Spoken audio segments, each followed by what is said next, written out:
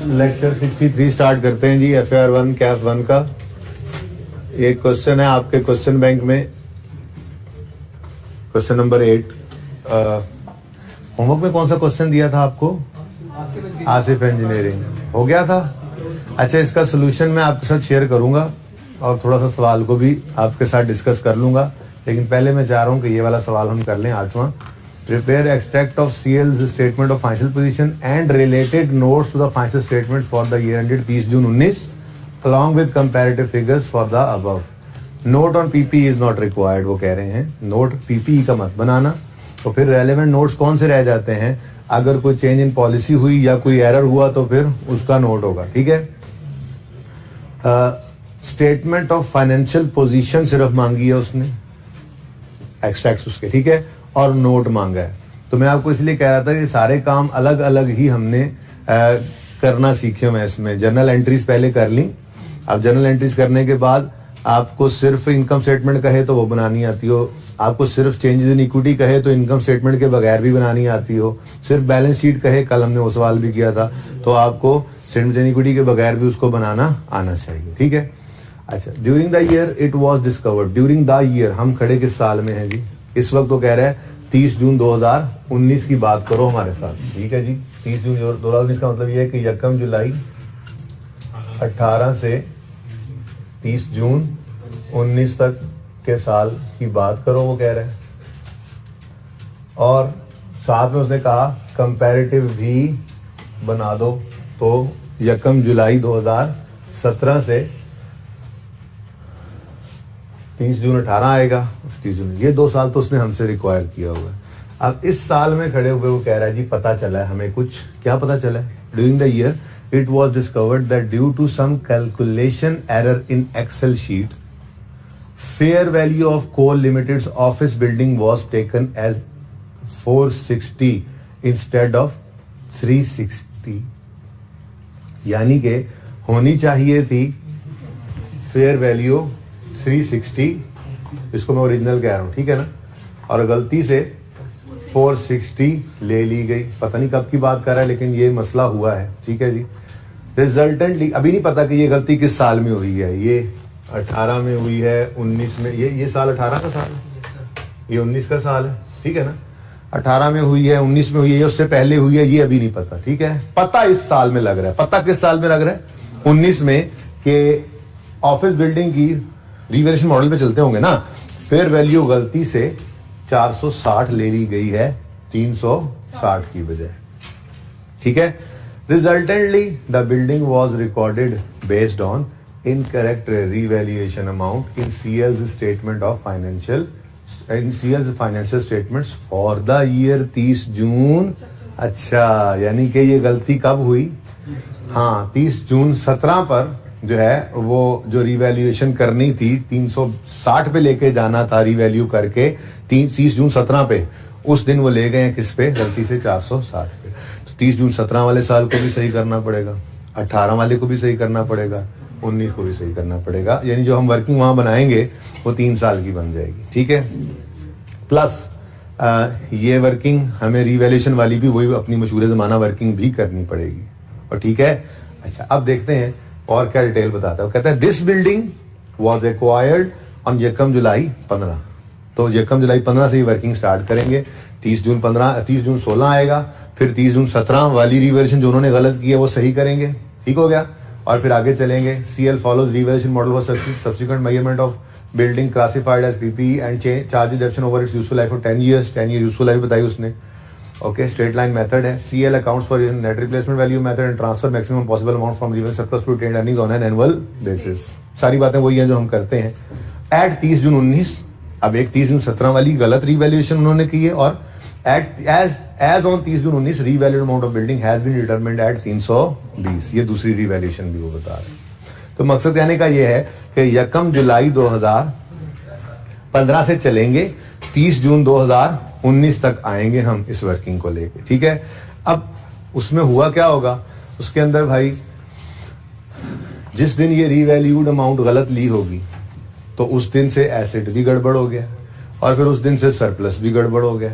तो हमें revaluation surplus को भी सही करना पड़ेगा, और हमें लेकिन मसला ये है इस सवाल के अंदर कि उसने हमें पीपीई तो बता दिया, सरप्लस बताया नहीं था। भाई सरप्लस हमारी वर्किंग से निकल आएगा, रीवैल्यूएशन सरप्लस इक्विटी के अंदर आता है, ठीक है, रिटेन्ड अर्निंग्स में नहीं आता। लेकिन रिटेन्ड अर्निंग्स का बैलेंस हमें गिवन नहीं है कि उसमें डेप्शन वगैरह का इम्पैक्ट ले सकें। बहरहाल देखते हैं, जहां तक हो सका चलेंगे, अल्लाह ने चाहा तो कुछ ना कुछ हल निकल ही आएगा। ठीक है, तो करें शुरू काम को।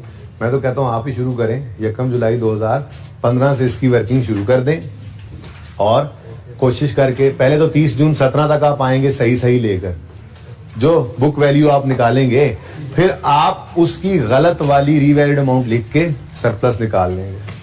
उसके बाद फिर आपने साइड पे वर्किंग शुरू करनी है उसी के आगे, और सही कोशिश तो करेंगे। 30 जून 17 तक तो आए, फिर देखते हैं।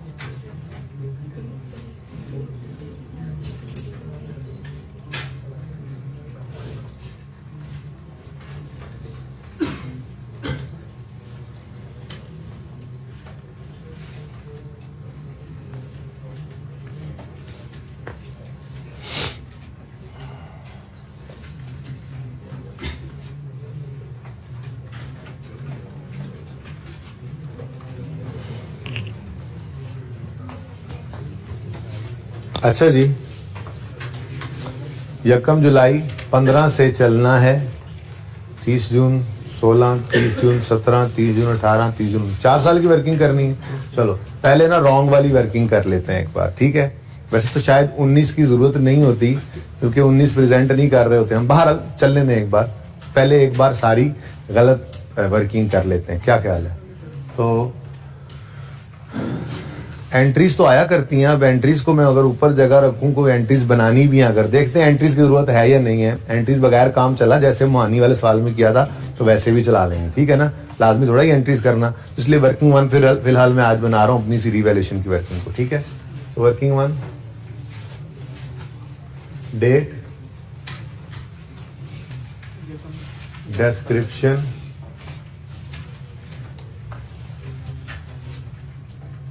एसेट का नाम क्या है? बिल्डिंग,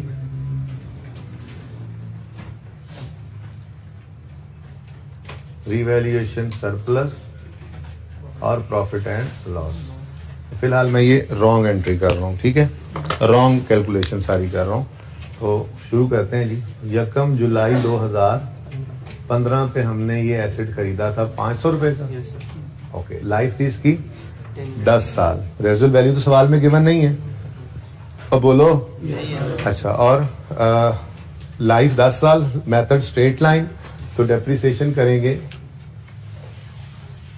30 जून 16 पर 500/10।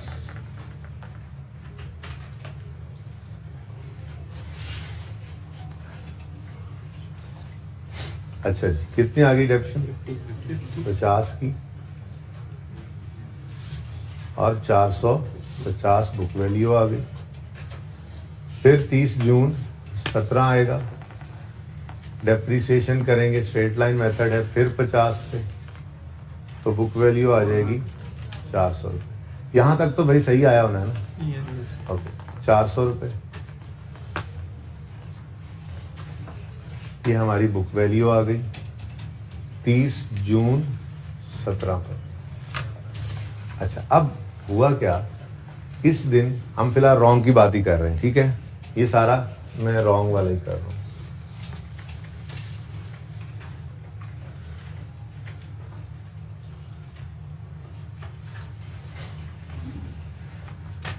अब इस दिन एक लाइन खाली छोड़ी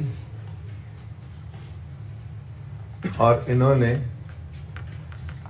रीवैल्यूड अमाउंट लिख डाली 460। गलती से ये लिख दी थी ना, तो 460 लिख दी इन्होंने खैर से, और 60 रुपए का रीवैल्यूएशन सरप्लस रिकॉर्ड कर ले। गलती भी चेक करो ना, अपने मतलब की है। तो ये रीवैल्यूड अमाउंट ले गए हैं ये, और रीवैल्यूएशन सरप्लस बैलेंसिंग निकल आया। पता नहीं अब दरअसल क्या बनता है, लेकिन फिलहाल ये हो गया। अब चूंकि ये एक बार गड़बड़ हो गई है, और ये गड़बड़ शुरू कब हो रही है? 17 के साल से हो रही है, ठीक है ना? 15 और 16 ठीक थे, 15 से शुरू हुआ और 16 में पहला साल ठीक था, ठीक है? दूसरे साल की डेप्शन तक भी बात ठीक थी, लेकिन जो एंड पे काम हुआ है ना, ये गड़बड़ हो गई है, ठीक है? आगे बढ़ते हैं, अल्लाह खैर करेगा। अब 30 जून 18 आएगा, डेप्रिसिएशन की होगी इन्होंने 460 डिवाइड किया होगा 8 से, क्योंकि 2 साल गुजर चुके इस दिन खड़े होकर। यकम जुलाई 15 वगैरह एसेट आया है, तो 30 जून 16, 30 जून 17, 2 साल गुजर गए, 10 में से 2 गए, रिमेनिंग 8 हैं। तुम इतने दिनों बाद कहाँ से आ रहे हो भाई? ये तुम रेड स्वेटर वाले? हाँ, नहीं तुमने छुट्टियां पहले की थी ना? अच्छा, मुझे अभी तक वही लग रहा है। अच्छा जी, हाँ भाई 58 ये लगे जाएगा सेशन के एंड तक ये। तो बुक वैल्यू बाद में निकालेंगे, साथ ही 60/8 ये भी हो गया जी।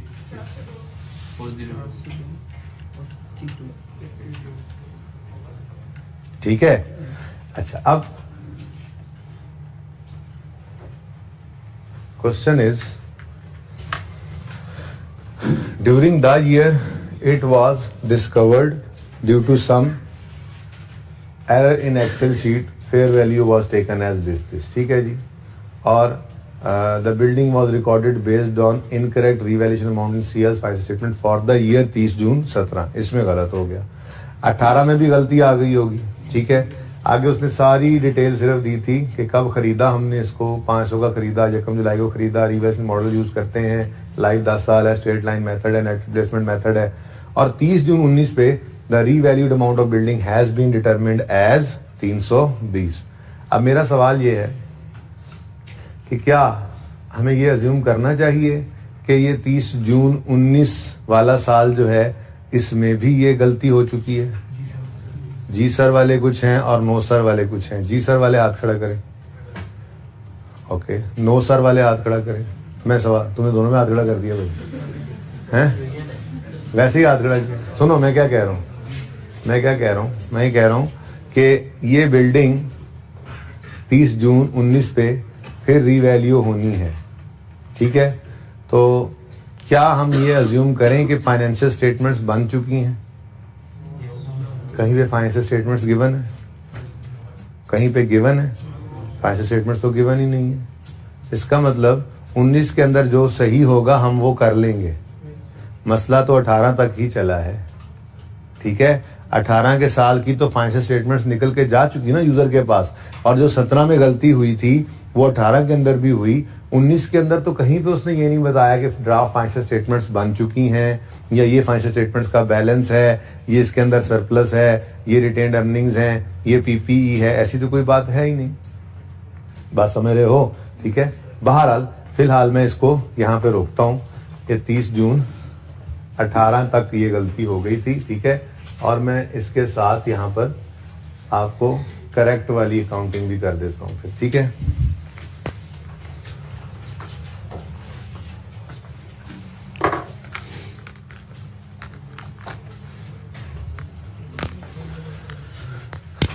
उसी तरह से लिख लें जरा ब्लू से, बिल्डिंग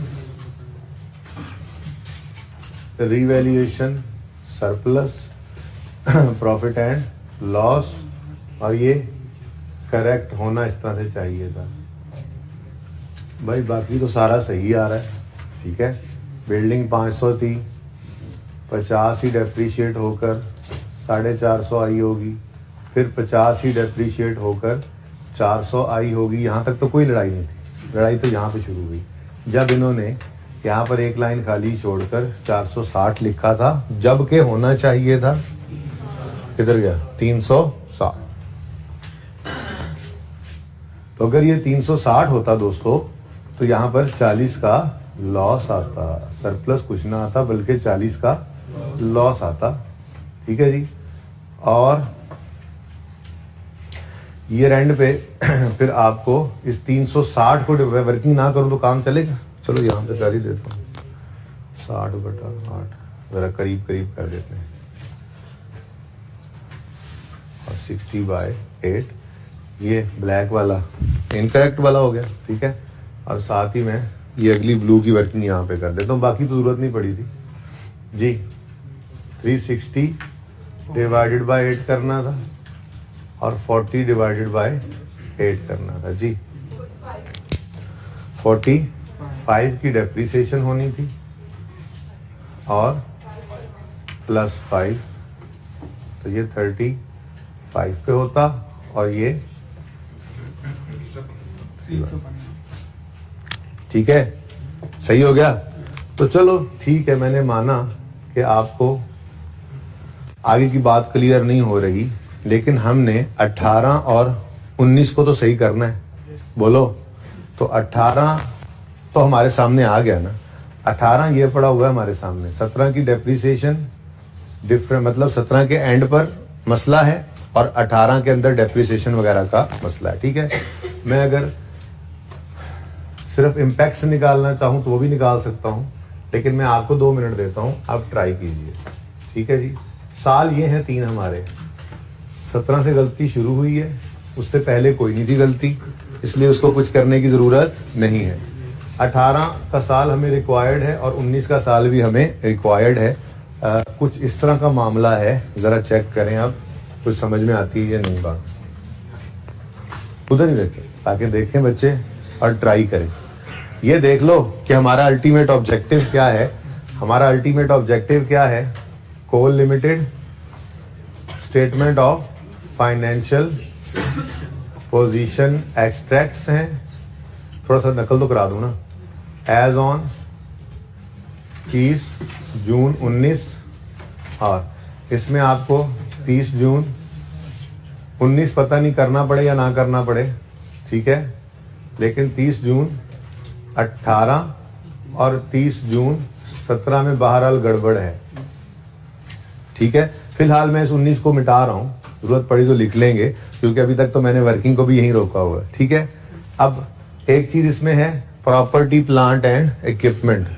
बिल्डिंग जो है वो प्रॉपर्टी प्लांट इक्विपमेंट में ही है ना, उसने यहाँ पे नाम प्रॉपर्टी प्लांट इक्विपमेंट ही यूज कर लेना, सिर्फ बिल्डिंग क्या कहना है, प्रॉपर्टी प्लांट एंड इक्विपमेंट है, ठीक है।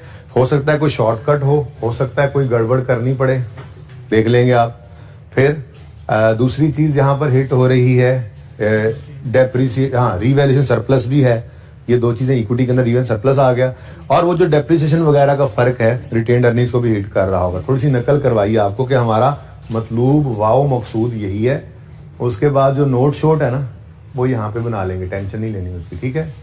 नोट में बाद में बनाऊंगा, उसकी बात भी बाद में करेंगे, लेकिन जरा तरतीब बना दी आपके सामने। Notes to the financial statements और for the year ended 30 June 19, लेकिन आपको ये बताया हुआ है कि 30 जून 19 भी हो तो 30 जून 19 के साल में एरर करेक्शन नोट के अंदर 30 जून 19 को प्रेजेंट हम नहीं करते, तो 30 जून 18 ने आना है और 30 जून 17 ने भी आना है, ठीक है, नोट के अंदर, ठीक है।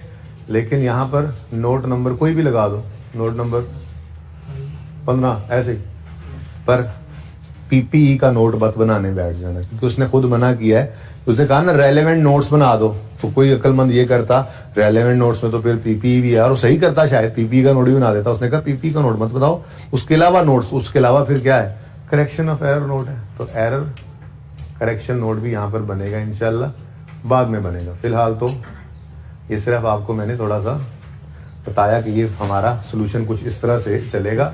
फिलहाल तो आप मुझे 30 जून 17 और 30 जून 18 के बारे में कुछ कर दीजिए, ट्राई कीजिए।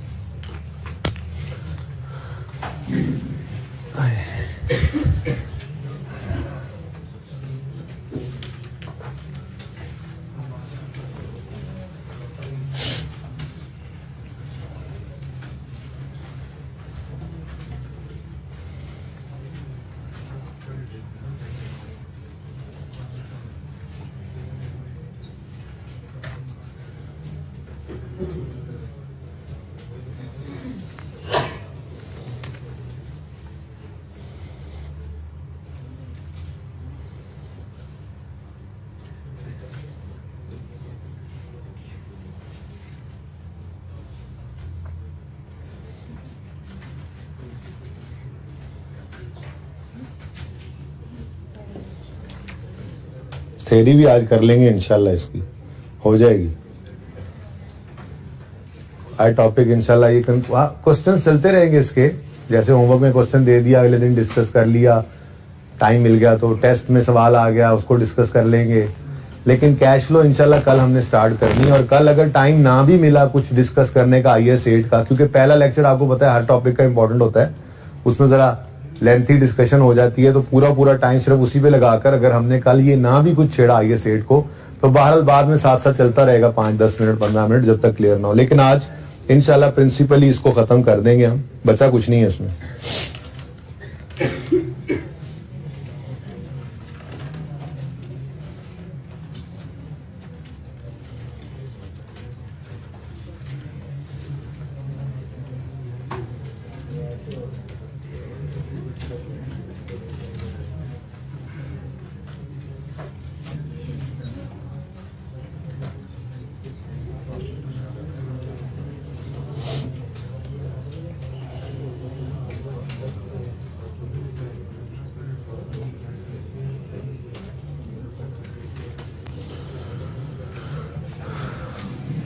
अच्छा जी, देखें इधर 17 और 18 को प्रेजेंट करना है। पता नहीं आप किस परेशानी में पड़े हुए हैं, पता नहीं आप किस परेशानी में पड़े हुए हैं, इतनी देर से पता नहीं क्या सोच रहे हैं। 30 जून 17 पर सही बिल्डिंग, रेड रेड रेड, 30 जून 17 पर सही बिल्डिंग 360 है 360। इम्पैक्ट वगैरह तो एरर करेक्शन नोट में बताएंगे, फिलहाल तो ये बताओ कि सही बिल्डिंग कितनी होनी चाहिए, 360। और इसके ऊपर क्या लिखेंगे आप, रीस्टेटेड।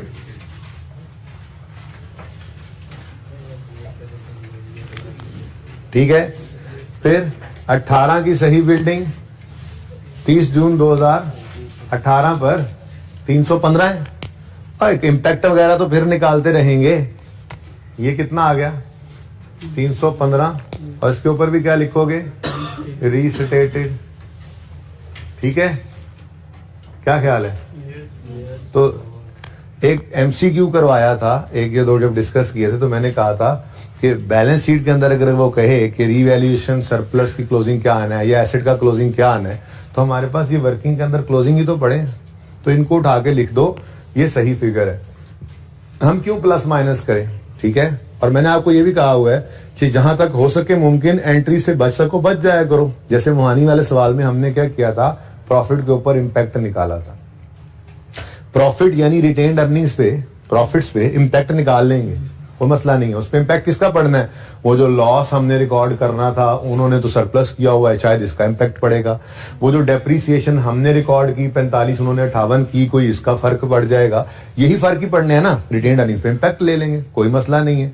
ठीक है, पीपीई को पकड़ के नहीं जी 460 पे आया होगा, ओ भाई असल वो उठा के लोगे, फिर 500 से किस मुसीबत में पड़ रहे हो आप। बड़ा आसान काम है कि आपने जब करेक्टेड कर लिया ट्रीटमेंट, तो यही 2 साल के अंदर आपके क्लोजिंग में नजर आना था। ठीक है, सही है ना। अच्छा, इससे भी आगे बात बढ़ा रहा हूं थोड़ी देर के लिए। मैं ये कह रहा हूं कि फिर जून 19 पर मैंने ब्लैक को ही छोड़ दिया। अजूम क्या कर रहा हूं, क्योंकि फाइनेंशियल स्टेटमेंट्स कहीं पे बनी हुई कोई शुबा नहीं ना नजर आ रहा। देखो जितने भी सवाल हमने देखे उनके अंदर वो क्या कहता था, जी ये एक्सट्रैक्ट्स हैं बैलेंस शीट के इनकम स्टेटमेंट। ठीक है, उसमें ड्राफ्ट बना होता था, तो फिर हम कहते थे हो ही नहीं सकता कि इनकम स्टेटमेंट बन गई और डेप्रिसिएशन चार्ज ना हुई। हो ही नहीं सकता कि बैलेंस शीट बन गई और रिटेन्ड अर्निंग में इस साल का प्रॉफिट ऐड नहीं हुआ, क्योंकि ड्राफ्ट जो बना होता था। यहां पे कहां बना हुआ है ड्राफ्ट। ठीक है, तो 19 में पता चल गया हमें गलती हुई है पुरानी। अब वो हमारे कमानों में से तीर निकल चुका था इन 2 साल का, इसलिए इनको तो रीस्टेट करना पड़ा। लेकिन 19 के अंदर कोई गलती नहीं हुई फिलहाल। ये वाहिद सवाल ऐसा है, वरना हर सवाल के अंदर, और हर सवाल आप उठा के देखो उसमें होता भी क्या है, उसमें गिवन होते हैं एक्सट्रैक्ट्स। जिस मुहानी वाले सवाल में एक्सट्रैक्ट्स बने हुए नहीं थे, उसने अंग्रेजी में जो बात लिख के दी थी उसमें वही बात थी कि ये ऑडिटेड है, ये ड्राफ्ट हैं, और मैंने उसी तरह उसके भी एक्सट्रैक्ट्स बना के ही आपको सवाल करवाया था।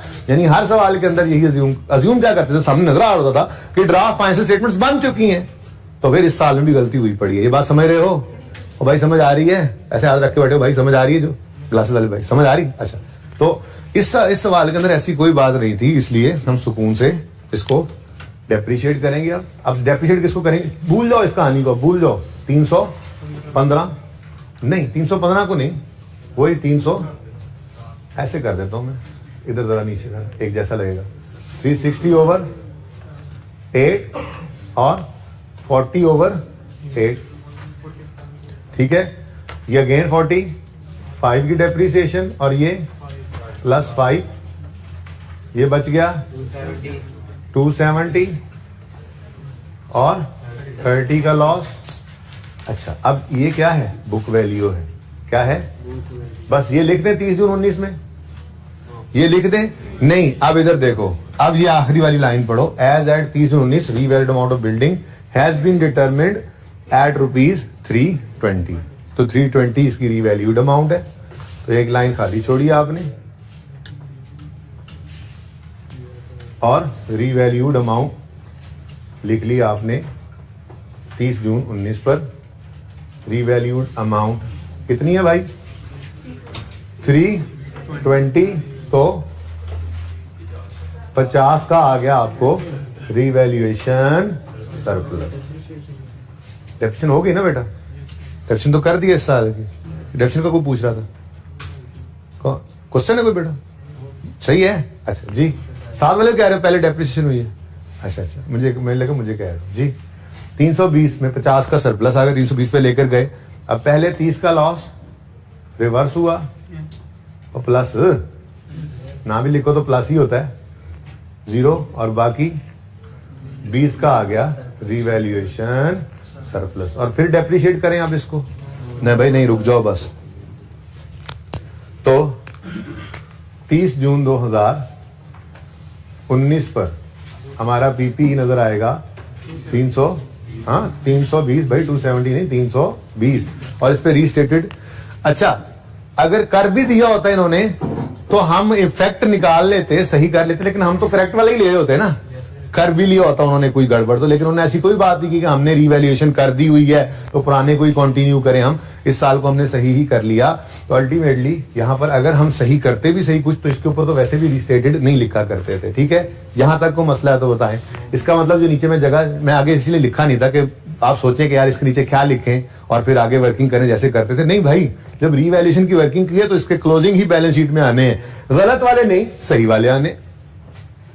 ठीक है, चलो अब अगली चीज है, अल्लाह आपका भला करे, इक्विटी स्टार्ट हो जाती है। ठीक है, इक्विटी के अंदर दो चीजें हैं। एक होगी इक्विटी के अंदर, मैं ऊपर हेडिंग बना ही देता हूं, जगह आज थोड़ी सी है। ये नॉन करंट एसेट्स में था, प्रॉपर्टी प्लांट एंड इक्विपमेंट 320, 315, 360, थोड़ा सा हेडिंग भी आ जाए ना, जगह आज खुली डुली है ना। उसके बाद करंट एसेट्स कोई नहीं सवाल में गिवन, कोई जो इंपैक्ट पड़े। Current liabilities, non current liabilities कोई नहीं हिट हो रही हैं। अब दो चीजें और हिट हो रही हैं, क्योंकि एक्सपेंस वगैरह आ रहे हैं गड़बड़, तो रिटेन्ड अर्निंग्स हिट हो जाना है। और सरप्लस का भी मसला है, वो सरप्लस रिकॉर्ड किए बैठे हैं, हम कह रहे हैं लॉस है, जब गलती हुई है तो वो मसले मसाइल भी हैं। तो फिर इक्विटी के पोर्शन के अंदर दो चीजें हैं, 2 मिनट 4 मिनट मिलेंगे आपको, ठीक है। आप रिटेन्ड अर्निंग्स के इंपैक्ट को सोचेंगे, ठीक है जी जी, बगैर एंट्रीज के आपने इंपैक्ट देखना है कैसे, जैसे हमने इंपैक्ट ऑन प्रॉफिट की बजाय, भाई प्रॉफिट का इंपैक्ट अल्टीमेटली रिटेन्ड अर्निंग्स पे ही है ना, आपने रिटेन्ड अर्निंग्स पे इंपैक्ट ले लेना है, ठीक है। इसके लिए आप वर्किंग 2 कर लें, ये काम नहीं करना, क्या जरूरत है मुसीबत में पड़ने की, ठीक है। आप यहां पे लिखोगे वर्किंग 2 इंपैक्ट ऑन प्रॉफिट था ना उस दिन, वो प्रॉफिट मिला हुआ था सामने, हमने प्रॉफिट पे इंपैक्ट ले लिया था, आज प्रॉफिट नहीं है, रिटेन्ड अर्निंग्स पे इंपैक्ट ले लेते हैं, क्योंकि बैलेंस शीट में तो रिटेन्ड अर्निंग्स से जाना है ना, तो प्लस माइनस कर देंगे। आप कहोगे जी पता नहीं कोई गिवन है या नहीं है, भाई वो मुझे भी नहीं पता, बस देखें आप फिलहाल तो इंपैक्ट ऑन रिटेन्ड अर्निंग्स आप निकाल सकते हैं कोशिश करके वर्किंग 2 में। और उसके बाद रीवैल्यूएशन सरप्लस है, अब ये देख लेना हमने सही वाला सरप्लस लेना है, गलत वाला नहीं लेना, सही वाला लेना है, गलत वाला नहीं लेना। तो मैं तो कहता हूं पहले रीवैल्यूएशन सरप्लस लिख लेना, मुफ्त के नंबर ले लेना, उसके बाद रिटेन्ड अर्निंग्स में लड़ाइयां शुरू करना। आपके पास पूरे अब 3.5 मिनट है बात करते हुए, 30 सेकंड और गुजर गए, चलो 4 मिनट ले लो, खैर है।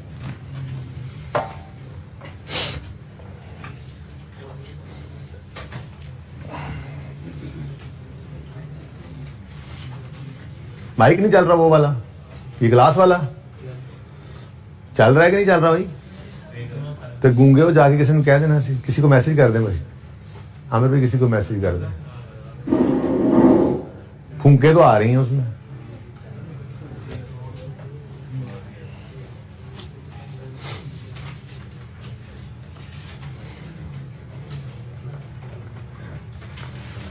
यार आसान वाला काम जरा कर दूं प्लीज, फिर आप थोड़ा आगे फिर मजीद सोचिएगा, ठीक है ना। आसान वाला काम कर दूं। अच्छा 1 मिनट, पहले मैं रीवैल्यूएशन सरप्लस लिखता हूं, फिर रिटेन्ड अर्निंग लिखता हूं। रीवैल्यूएशन सरप्लस और रिटेन्ड अर्निंग्स, ठीक है जी। अच्छा हाँ भाई, रीवैल्यूएशन सरप्लस देखो, सही वाली बैलेंस शीट देनी है यूजर को, सही वाली बैलेंस शीट देनी है। उन्होंने 2017, 18, 19 उन्होंने 2017 में 60 का सरप्लस रिकॉर्ड किया था, जो कि गलत था। हम तो कह रहे हैं जी उल्टा क्या है, लॉस है, तो सरप्लस तो है ही, इधर भी 0, इधर भी 0, यानी 30 जून, इधर लिख देता हूं 30 जून 17 पे भी 0, 30 जून 18 पे भी 0 और 30 जून 19 पे फिर आ गया है। तो सही कहानी तो ये है, फिर 30 जून 17 पे कोई ना, 30 जून 18 पे भी सरप्लस कोई ना, और 30 जून 19 पे 20 का। लो जी, नंबर है मुफ्त के या नहीं? अच्छा अब एक मसला आया, वो मसला ये है, मैंने माना 30 जून 19 की तो फाइनेंशियल स्टेटमेंट शायद बनी नहीं हुई, 18 और 17 की तो बनी हुई थी ना। बोलो कोई गलत रिटेन्ड अर्निंग्स दे तो उसमें एडजस्टमेंट करके ही सही रिटेन्ड अर्निंग से पहुंचा जा सकता है ना। अब पूरे सवाल में कहीं पे गलत रिटेन्ड अर्निंग्स गिवन, तो इस वजह से हम नहीं कर सकते थे रिटेन्ड अर्निंग्स के इंपैक्ट को चेक, जो आप सोचे जा रहे हैं। लेकिन ये इंपैक्ट आपने सोचना फिर भी है। उसकी वजह क्या है? उसकी वजह ये है कि नोट में तो जाओगे, नोट में तो हम गलत रिटेन्ड अर्निंग्स को सही नहीं करते थे। नोट में तो हम यूं कहते थे अर्निंग्स बढ़ गई या कम होगी। कैसे? एक्सपेंस बढ़ा तो अर्निंग बढ़ गई, एक्सपेंस कम हुआ तो अर्निंग्स कम हो गई। समझ आ रही है बात? लेकिन बैलेंस शीट आपकी कंप्लीट हो गई, रिटेन्ड अर्निंग्स को प्रेजेंट नहीं कर सकते थे, हम नहीं कर सकते थे। हाँ, अगर गलत रिटेन्ड अर्निंग्स दे देता तो फिर हम उनको गलत को बैलेंस को लिख के उसमें रेक्टिफिकेशन करके सही करते। ये बिल्कुल अलग तरह से सवाल था, इसीलिए मैंने एंड पे रखा हुआ था। ठीक है, बाकी सारे सवाल एक जैसे थे, एक जैसी नेचर थी। खूब मेहनत की हमने, एरर करेक्शन नोट भी बना दिया, चेंज इन पॉलिसी नोट बना दिया, चेंज इन एस्टिमेट का नोट बना दिया। कल कोशिश की थी मैंने रेजल्ट वैल्यू उसमें एंटर करूं, लेकिन वो रेजल्ट वैल्यू चेंज ही नहीं हुई मनूस। ठीक है ना, इसलिए वो बच गया। फिर किसी दिन सवाल देखेंगे, उसमें मैं रेजल्ट वैल्यू को चेंज कराऊंगा चेंज इन एस्टिमेट में, और उसका फिर नोट आपको बनवाऊंगा। बहरहाल वो उधार तो है। ठीक है, तो कहने का मकसद ये कि टॉपिक हमारा पूरा हो गया था। एक अजीबोगरीब से सवाल बीच में आ गया, मैंने कहा चलो यार अजीबोगरीब को भी करना चाहिए। एक आधा और अजीबोगरीब टेस्ट में दे दूंगा मैं। ठीक है, बाकी ये है बाकी आसान है टॉपिक। ठीक है, तो भाई ये तो मामला हल हो गया, ये कहानी खत्म हो गई है, ठीक है। रिटेन्ड अर्निंग्स का बैलेंस बनाना है या नहीं बनाना? रिटेन्ड अर्निंग्स का बैलेंस यहाँ पे शो कर ही नहीं सकते क्योंकि गलत रिटेन्ड अर्निंग्स गिवन नहीं है। देखो ना, आपने इम्पैक्ट तो नहीं बताना भाई, ये आपको समझ नहीं आ रही बात, जरा ध्यान से सुनो। बैलेंस शीट में हम ये तो नहीं बताते रिटेन्ड अर्निंग्स इतने से बढ़ गई या कम हो गई, क्या ख्याल है? रिटेन्ड अर्निंग्स बैलेंस शीट में तो नजर आती हैं एज ऑन इतनी अर्निंग्स पड़ी हैं, वो गलत दी होती तो हम प्लस माइनस करते, इतने से बढ़ी इतने से कम हुई इस एडजस्टमेंट की वजह से, और अब इतनी सही वाली रिटेन्ड अर्निंग्स हैं, ये हम नहीं बता सकते यहाँ पे, ठीक है ना। इसलिए इसको यहाँ पे प्रेजेंट नहीं करना। सोल्यूशन में देखोगे तो आपको ये नजर ही नहीं आएगी, ये लिखा हुआ नजर ही नहीं आएगा, सिर्फ दो चीजें नजर आएंगी, पीपीई और रिवैल्यूएशन सरप्लस। लेकिन मैंने ये लिख कर क्वेश्चन मार्क डाला ताकि आपको याद रहे कि ये हो नहीं सकता था, ठीक है।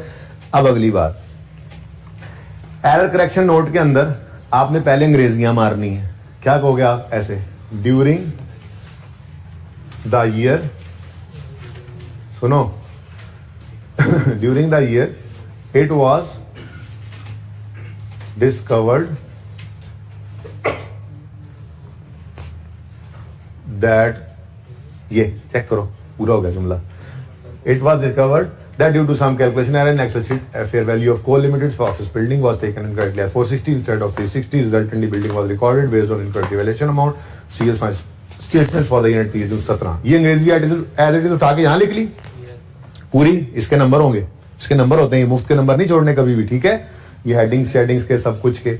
अब आगे आप दिखाओगे इफेक्ट ऑफ करेक्शन। अब हमने करेक्शन कर दी है, कैसे करेक्शन की है देखो ना। बैलेंस शीट उसने नहीं दी, 17-18 की बैलेंस शीट उसने नहीं दी, अगर दी होती तो उसकी बैलेंस शीट में पीपीई 17 में नजर आ रहा होता 460 पे और 18 में नजर आ रहा होता 402 पे, तो सही है ना, है कि नहीं? ऐसे बैलेंस शीट 19 की तो उसने शायद बनाई नहीं ना अभी, भाई 17-18 की तो बन गई होगी, वही तो गलती हुई थी। 17-18 की बैलेंस शीट अगर वो हमें देता तो उसके अंदर 30 जून 17 पे पीपीई नजर आ रहा था 460 का, जो गलत रिवैल्यूएशन ली थी उसने, और 30/18 पे पीपी नजर आ रहा होता। हमने तो ये नहीं लिए, हमने तो ये फिगर्स उठा ली, इसलिए तो इसको क्या कह दिया? रीस्टेटेड। ये क्या है? रीस्टेटेड। बात समझ रहे हो, ठीक है। तो ये करेक्शन हमने कर तो दी है, ये करेक्शन ही तो की है, लेकिन आसान तरीके से कर ली कि जो सही है वो उठा के लिख लिया, बस। अल्लाह अल्लाह खैर सल्लाह। आप जो मर्जी कर लो, आप यहां पे गलत वाला 460 लो, उसमें सारी एडजस्टमेंट्स करो सोच समझ के, प्लस माइनस करके, अल्टीमेटली आपने पहुंचना कहां है? 315 भाई, तो सीधा ही लिख दिया 315 भाई, और ठीक है 360 पे पहुंचना है। जो मर्जी कर लो, सोचो, घर जाके 2 घंटे लगा दो इस सवाल पे, अल्टीमेटली पहुंचना यहीं पे। तो बैलेंस शीट FR 2 में जाओगे ना, फाइनेंशियल स्टेटमेंट्स जब बनाओगे वहां पे जाके, ठीक है, तो वहां पे जो फाइनल अकाउंट का सवाल होगा उसमें जब रिवैल्यूएशन आएगी ना, तो वहां पे उस्ताद आपको यही कहेंगे कि बैलेंस शीट में लिखने के लिए अगर आप 30 जून 19 पे हो ना, ठीक है, और आपने वर्किंग यहां से शुरू की है, तो ये ना करो कि पहले मिसाल के तौर पे कॉस्ट मॉडल पे ये पड़ा था 400 पे, फिर उसको रिवैल्यूएशन की ट्रांसफर की एंट्री करें, फिर उसको लॉस को रिकॉर्ड करें, प्लस माइनस करके अल्टीमेटली पहुंचना कहां पे? जैसे मिसाल के तौर पे फाइनल अकाउंट का सवाल आएगा FR 2 में, उसमें लिखा होगा एक एसेट 500 का खरीदा, 2 साल बाद वो रिवैल्यू हो गया है, ठीक है, 360 पे लाना है। अब आपने क्या किया? आपने कहा जी 500 पे एसेट पड़ा है, एसेट अकाउंट बैलेंस शीट में बना रहे होगे ना, एसेट लिखा होगा 500, उसमें से आप कहोगे जी -100 क्या है जी? Transfer, accumulate debit, asset credit, ठीक है, उससे आ जाएगा 400 पे। फिर आप कहोगे अब क्या आ गया? रिवैल्यूएशन लॉस, तो आप एंट्री करोगे revaluation loss debit asset credit 40 से और पहुंचोगे 360 पे, ठीक है। कहां पहुंचोगे? इतना सब कुछ करने के बाद उस्ताद कहेंगे देखो यार ये 360 तो वैसे ही निकल आना था, तो यही उठा के बैलेंस शीट में लिख देना था आपने क्लोजिंग बैलेंस। और बात समझ रहे हो? तो ये एक शॉर्टकट है वर्किंग में। याद करो, हम वर्किंग बनाते थे, नोट बनाते थे, तो नोट का क्लोजिंग बुक वैल्यू होती थी और वर्किंग में बुक वैल्यू, ये बराबर होते थे ना, तो क्यों मुसीबत में पड़ना? पहुंचना कहां पे है? 360 पे। तो बैलेंस शीट में क्या नजर आना चाहिए? 360, वो लिख दो, ये नंबर तो लो, इंपैक्ट जो पड़े हैं वो देखते हैं अभी। बात समझे हो? तो balance sheet was very easy, इस क्वेश्चन की बैलेंस शीट तो बिल्कुल ही आसान थी, ठीक है। हाँ, यहां पे आपको थोड़ा सा सोचना पड़ेगा। Effect of correction on relevant line items of financial statements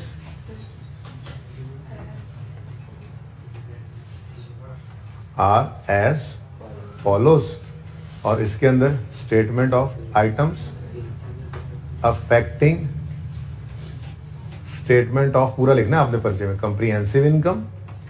अब इधर देखें, देखना जरा प्लीज प्लीज सब बच्चे देखना। 30 जून 19, 30 जून 18 इनकम स्टेटमेंट 2 साल की बना करती है ना, लेकिन एरर करेक्शन नोट हो तो इससे जान छूट गई। ठीक है, और इस पूरे सिनेरियो के अंदर मेरे ख्याल में तो आइटम अफेक्टिंग इनकम स्टेटमेंट शायद डेप्रिसिएशन होगी या कोई रिवैल्यूएशन लॉस वगैरह होगा, क्योंकि अब सचमुच में 4 मिनट दूंगा, ठीक है ना। अब ये तो अब एंड है, अब इसके बाद तो सवाल खत्म हो जाना, इसलिए अब आपने ट्राई करना है। वो मैंने कहा यार पता नहीं क्या सोची जा रहे हैं, चलो आसान सा काम है, कम करने वाले काम की तरफ आए, ठीक है। और ऐसे ही आप आइटम्स अफेक्टिंग बैलेंस शीट जब लेंगे, अफेक्टिंग SOFP, तो इसमें खैर से अब आपके पास 3 चीजें होंगी। वैसे बैलेंस शीट 3 साल की बनती है, बैलेंस शीट 3 साल की बनती है। 30 जून 19, 30 जून 18, 30 जून 17, लेकिन पॉलिसी का नोट बना रहे हो, चेंज इन पॉलिसी का, तो फिर करंट ईयर भी प्रेजेंट करते हैं, वरना आपको बताया था एरर करेक्शन नोट में करंट ईयर प्रेजेंट नहीं करते। तो इसका मतलब 1 साल और इधर 2 साल। अच्छा, यहां पे क्या कुछ आ सकता है, लिख नहीं रहा मैं, आपने ट्राई करना है, लेकिन नकल करा रहा हूं। पीपीई पे इंपैक्ट देखना होगा आपने, अब देखेंगे आप चेंज, लेकिन सिर्फ इंपैक्ट लेना है। कैसे लेना है, नकल तो कर लो जरा, नकल कर लो, लेकिन अक्ल की जरूरत होती है नकल करने के लिए। देखो, हम 30 जून 17 के ऊपर अपने पीपीई को 360 पे शो कर दिया है हमने, ठीक है। अब इधर देखोगे आप, 30 जून 17 पे उन्होंने क्या किया हुआ था, 460, हमने क्या किया, तो पता नहीं फिर आप क्या कहेंगे, इंक्रीज या डिक्रीज। मेरे ख्याल में कुछ ना कुछ क्या ही लेंगे, ठीक है ना। ऐसे ही 18 के ऊपर 19 करना नहीं प्रेजेंट, ठीक हो गया। उसके बाद दूसरी चीज आएगी रीवैल्यूएशन सरप्लस, वो कहेंगे 60 का रीवैल्यूएशन सरप्लस है 30 जून 17 पे, आप कह रहे हैं है ही नहीं, ठीक है, पता नहीं क्या करेंगे आप। उसके बाद रिटेन्ड अर्निंग्स आएंगी, रिटेन्ड अर्निंग्स में किसका इंपैक्ट जाना है, एक तो ये 40 के लॉस का, क्यों, वो कह रहे हैं सरप्लस है, हम कह रहे हैं लॉस है, प्रॉफिट एंड लॉस में जाता है ना। पता नहीं आप क्या करेंगे, थोड़ी देर बाद मैंने करना तो है ही, फिलहाल आप क्या करेंगे मुझे नहीं पता, ठीक है। तो प्रॉफिट एंड लॉस के अंदर एक 40 का फर्क जाएगा। दूसरा, उन्होंने डेप्शन चार्ज की हुई होगी, यहां तक तो सही थी ना, यहां पे गड़बड़ है, 58 की हमने की होगी, 45 की, ये अगले साल के अंदर है, तो डेप्शन के ऊपर भी इंपैक्ट आ जाएगा। तो ये 3 आइटम्स बैलेंस में कौन कौन से, पीपीई, अब रिवैल्यूएशन सरप्लस भी आना है और रिटेन्ड अर्निंग्स भी आनी है।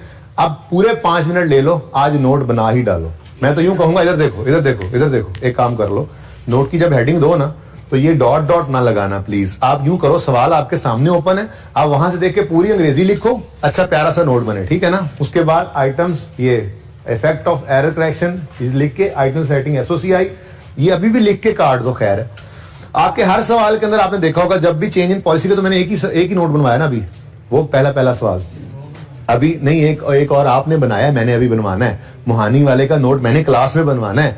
तो आप देखोगे इन 2 सवालों में जब आपने नोट होंगे ना, उनमें करंट ईयर भी होगा और पिछले 2 साल भी होंगे।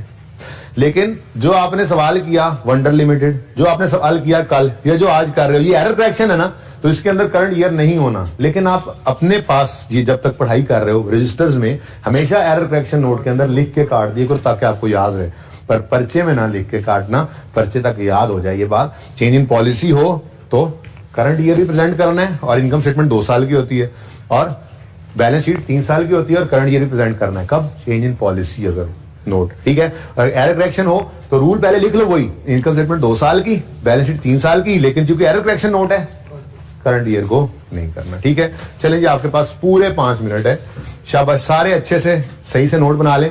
और भाई सफा मत बचाना, 6 महीने बचा लेना, मैं तो कहूंगा नोट बना डालो। सबसे टेक्निकल नोट यही है मेरे पास इस वक्त, सबसे टेक्निकल नोट भाई यही है, बाकी सारे नोट बहुत आसान थे, इसलिए ये आपसे बनवा रहा हूं, या शायद इससे टेक्निकल नोट टेस्ट में आ जाए, लेकिन इससे काम नहीं होगा।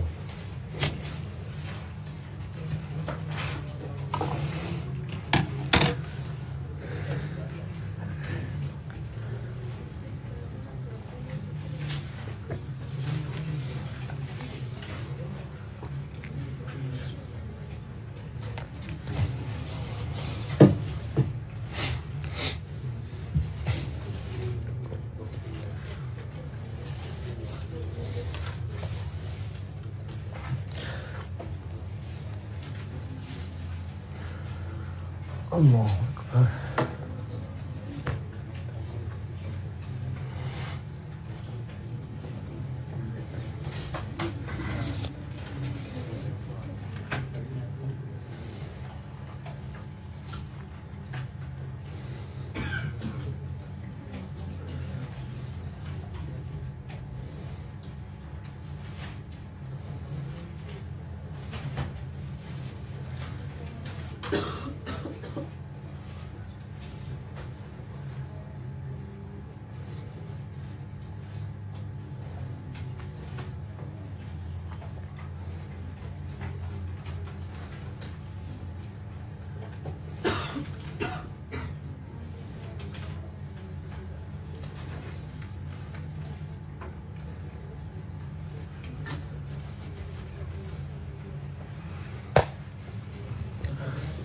तीन मिनट रह गए हैं, जल्दी करें, इतना काम कोई नहीं है। ये सवाल को मैं अब छुपा रहा हूं क्योंकि सवाल तो सारा आपके सामने है। मैं जरा थ्योरी को देख लूं कि कितनी देर लगानी है हमने।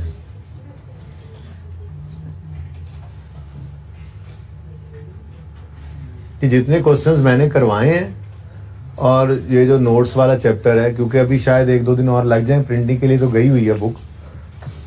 मैं फोटो कॉपियर के पास भी ये रखवा देता हूँ और आपको सॉफ्ट में भी भिजवा देता हूँ, ठीक है ना। जितने क्वेश्चंस करवाए हैं ये चैप्टर में, ठीक है, और जो थ्योरी होगी आज इंशाल्लाह कोशिश करता हूँ।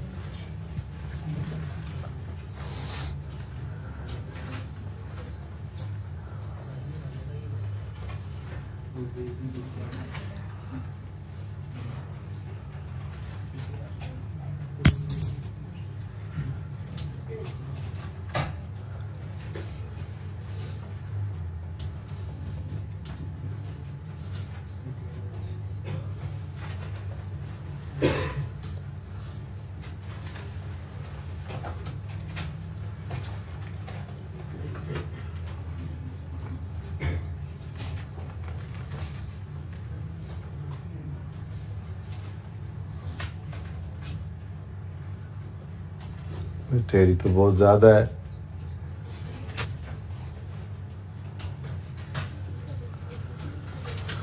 अल्लाह अकबर।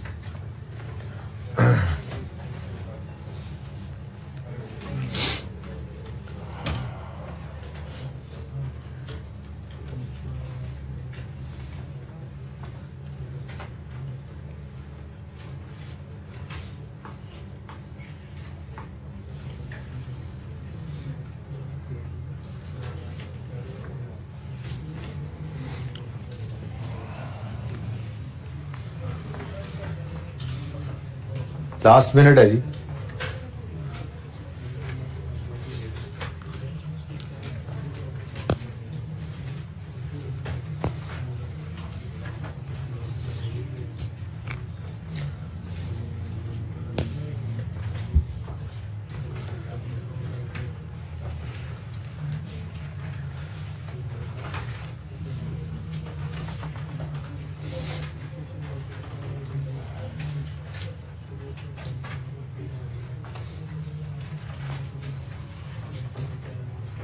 अच्छा जी, इधर देखें, सबसे पहले सबसे आसान नंबर ले लेते हैं। डेप्रीसिएशन एक्सपेंस 17 के साल में हमारा भी 50 था और उनका क्या मतलब, हम वो भी हमारे ही है, ठीक है, मतलब हमसे गलती हुई थी। गलत में भी जो हुआ वो भी 50 की डेप्शन थी 17 में, और सही करें तो वो भी 50 ही थी। कोई मसला यहाँ पे? कोई मसला नहीं था। 18 के साल के अंदर डेप्रीसिएशन हम कर रहे हैं, सही करने के बाद 45, हम कह रहे हैं कि होनी चाहिए 45, लेकिन चार्ज हुई थी 58। इसके जो असरात है ना, असरात एसेट पे, वो तो हमने सही कर लिए हैं, लेकिन डेप्रीसिएशन एक्सपेंस 2018 की अगर बात करें तो डेप्रीसिएशन एक्सपेंस हमने सही किया है। क्या किया है? सही किया है। 58 की डेप्शन चार्ज हम कह रहे हैं नहीं, डेप्शन चार्ज करो 45 की, तो हमने तो सही कर लिया है ना, क्योंकि हमने एसेट को 402 की बजाय कितना लिया हुआ है? 315। तो सारी करेक्शंस करने के बाद यहां पर पहुंचा होगा ना ये ऑटोमेटिकली। ठीक है, तो इसका मतलब डेप्रीसिएशन एक्सपेंस की अगर बात करें तो 17 तो भाई वैसे ही इनकम स्टेटमेंट प्रेजेंट नहीं करना था। ठीक है, और 17 में गलती भी नहीं थी वैसे। ठीक है, वरना रिटेन्ड अर्निंग्स पे तो इंपैक्ट डाल देता ना। बहरहाल डेप्रीसिएशन एक्सपेंस 18 के अंदर हम कह रहे हैं 45 पे लाओ। पहले गलती से हो गया था 58, तो सही करने की वजह से डेप्रीसिएशन एक्सपेंस क्या होगा? डिक्रीज इन डेप्रीसिएशन एक्सपेंस कितना भाई? 13 से। ठीक है, अच्छा अब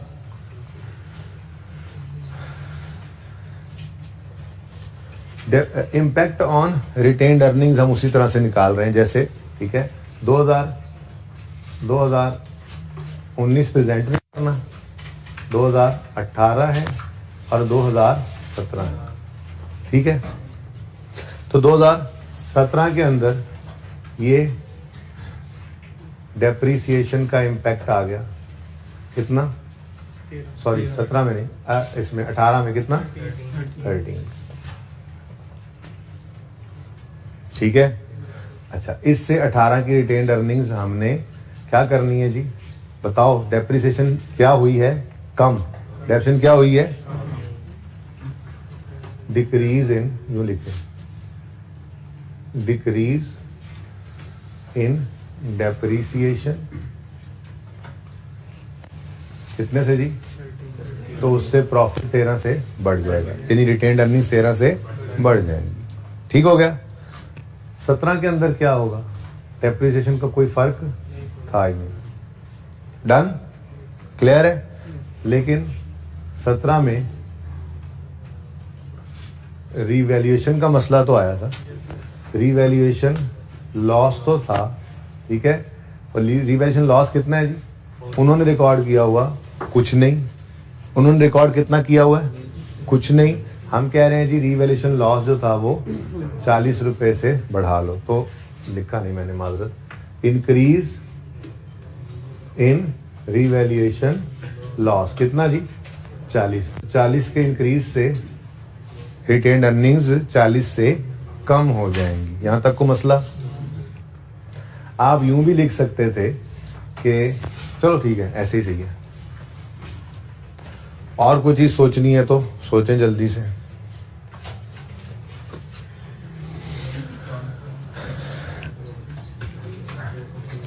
रीवैल्यूएशन सरप्लस की बात करें, रीवैल्यूएशन सरप्लस का क्या करें?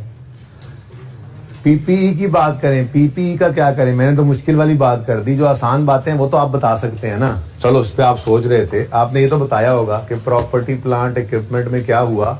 आपने कहा जी प्रॉपर्टी प्लांट इक्विपमेंट 360 पे आ गया है, जबकि पहले यहां से देखें ना, पहले था कितना? 460। तो decrease in,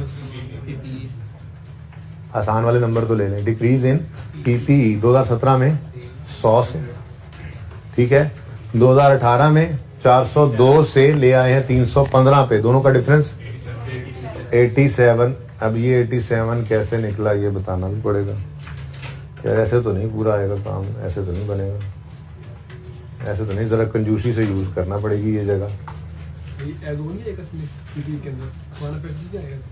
decrease in PPE, भाई कुछ कह रहे हैं,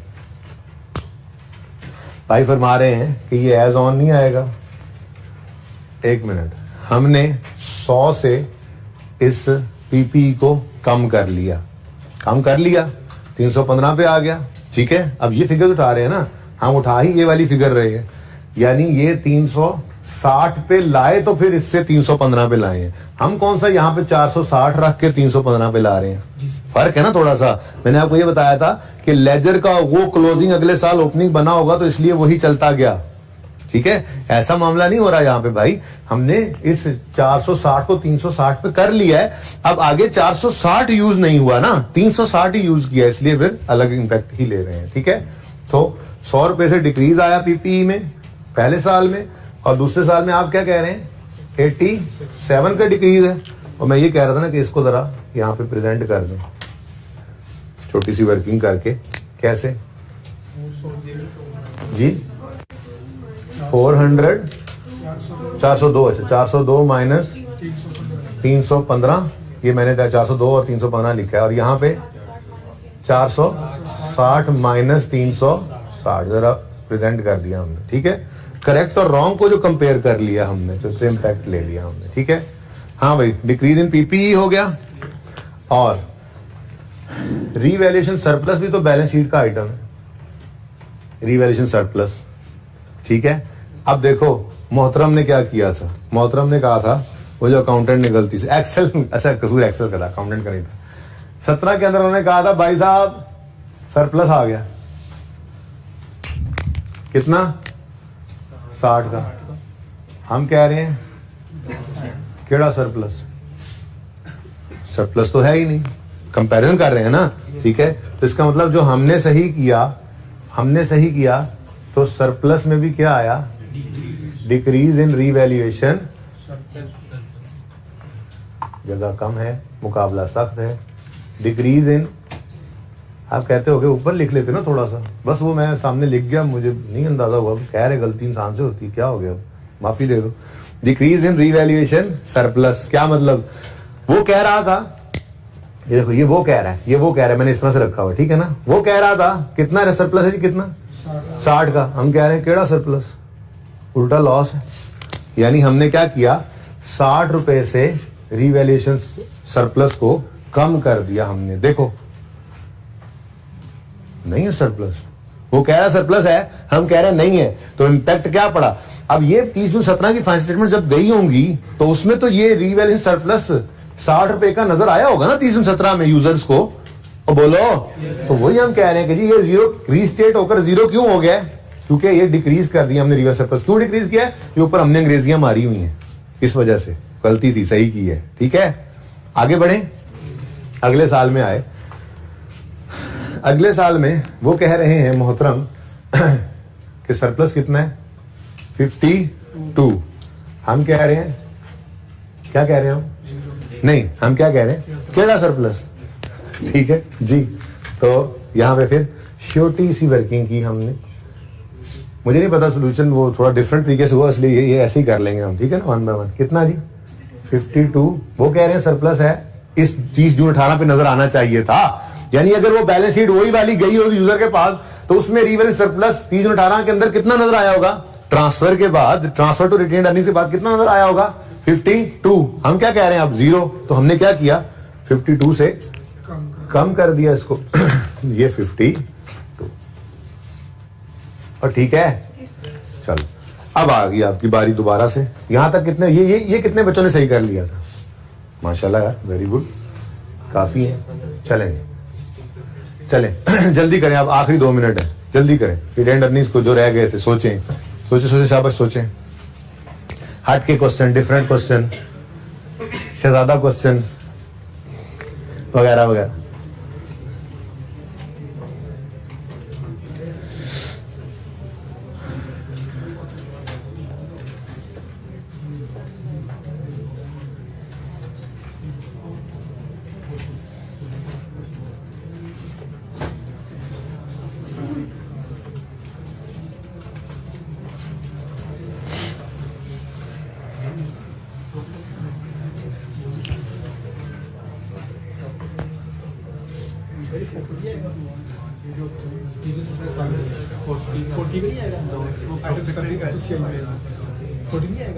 लिख लेते हैं, मेरे ध्यान में नहीं रहा था, लिख लेते हैं।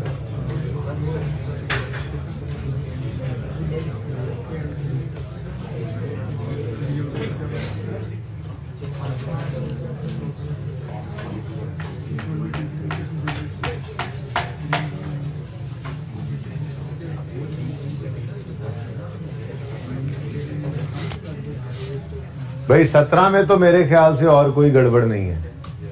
17 में डेप्शन का इम्पैक्ट है नहीं।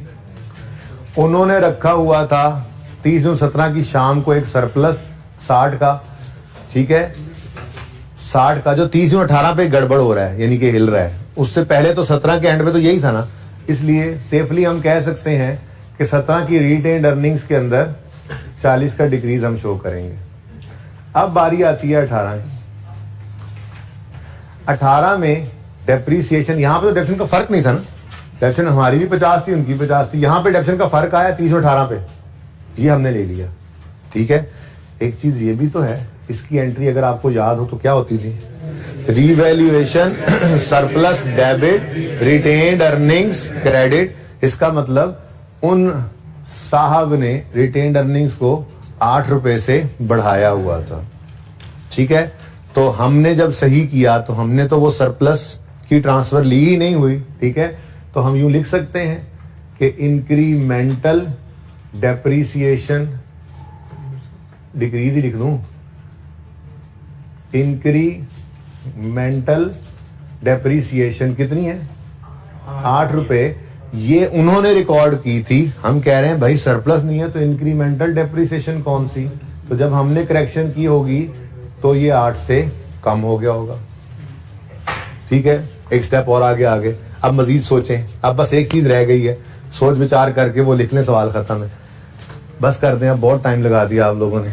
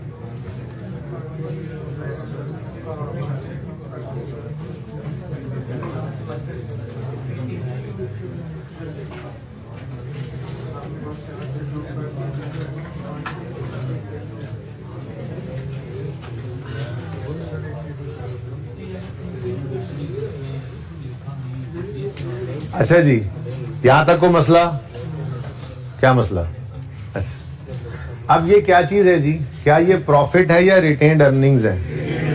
तो रिटेन्ड अर्निंग्स तो एज ऑन होती हैं, ठीक है। अब यहां पे हम ऐसे तो चल नहीं रहे कि हमने एज ऑन वाली फिगर्स ही उठाई हुई थी, हमने तो इम्पैक्ट देना है। तो ये जो 17 के साल का इम्पैक्ट था कि 40 से रिटेन्ड अर्निंग्स कम हुई, ये 18 के साल पे भी तो जाना चाहिए था, ठीक है ना। अब नेट में तो 18 की रिटेन्ड अर्निंग्स हमें 5 रुपए से बढ़ती हुई नजर आ रही थी, लेकिन जब हमने, यार इसको थोड़ा सा ऊपर कर लो, क्या यार, तो बोर्ड बड़ा छोटा है यार असल में। Decrease in incremental depreciation. अच्छा, अब देखो, ये तो हो गया 2018 का मामला। अब ये जो 2017 के अंदर डिक्रीज इन रिटेन्ड अर्निंग्स आया था, इसका इम्पैक्ट 2018 पे आना चाहिए नहीं आना चाहिए? हम तो यहां से कंपैरिजन नहीं कर रहे, रॉन्ग वाली चीज और करेक्ट वाली चीज ये और सही करके लिख लें। हम तो सिर्फ इम्पैक्ट देख रहे हैं रिटेन्ड अर्निंग्स के ऊपर। रिटेन्ड अर्निंग्स तो हमें गिवन भी नहीं थी, ठीक है। तो फिर अगला स्टेप क्या है जी? ये 40 का जो डिक्रीज था रिटेन्ड अर्निंग्स में 17 में, ये 18 के अंदर भी तो डिक्रीज ही करेगा रिटेन्ड अर्निंग्स को। यानी कि यहां पे मैं लिखूंगा इम्पैक्ट ऑफ 2017 रिटेन्ड अर्निंग्स, ठीक है ना। जो 2017 में 40 से रिटेन्ड अर्निंग्स कम हुई थी, क्योंकि ये एज ऑन होती हैं, ये प्रॉफिट तो नहीं है। हमने मोहानी वाले सवाल में ना इम्पैक्ट ऑन प्रॉफिट लिया था, ठीक है। तो सिर्फ उसी साल को देख रहे थे। Retained earnings are not profit, ये तो एज ऑन फिगर है। तो जो 40 का इम्पैक्ट 17 में पड़ा था, वही 18 वाली रिटेन्ड अर्निंग्स पे भी तो वही इम्पैक्ट रहना है। तो फिर अब बता दो भाई, नेट में क्या बना? 35 से डिक्रीज या इंक्रीज? डिक्रीज हो गया। 5 से लॉस भी तो कम हुआ। कौन सा लॉस? इसकी कोई एंट्री नहीं होती चंदा। Retained earnings debit, retained earnings credit. 5 से रिटेन्ड अर्निंग्स डेबिट कम की, साथ ही 5 से रिटेन्ड अर्निंग्स क्रेडिट बढ़ गई। एंट्री करा दी थी, हालांकि करा के काट दिया था, यानी इसका कोई इंपैक्ट नहीं है। अब 5 से कम करो, 5 से बढ़ाओ भी सही। फिर याद है इसकी एंट्री क्यों नहीं करते थे? याद आ गई बात? रिटेन्ड अर्निंग्स क्रेडिट तो रिटेन्ड अर्निंग्स डेबिट, तो रिटेन्ड अर्निंग्स पे क्या इंपैक्ट? नो इंपैक्ट, ठीक है, सही है। चले, बहरहाल मैक्सिमम क्या होता? ये 40 की गलती आप कर जाते, कोई बात नहीं, खैर है यार। अगर 15 नंबर का सवाल, 12 नंबर का सवाल अगर ये हो, 12-13 नंबर का, 10-12 नंबर का, तो 7-8 नंबर तो आपके आ ही चुके हैं। 1-2 की खैर है यार, कोई बात नहीं। बोलो भाई, रिटेन्ड अर्निंग्स दोनों साल में शुक्र है, वरना 2 दफा लिखना पड़ता। दोनों साल में क्या हो रही है? Decrease, decrease in retained earnings. अब यहां वर्किंग करने की बजाय मैंने वहां पे जान छुड़ा ली, वर्किंग नंबर 2। हाँ भाई, 40 से और 35 से।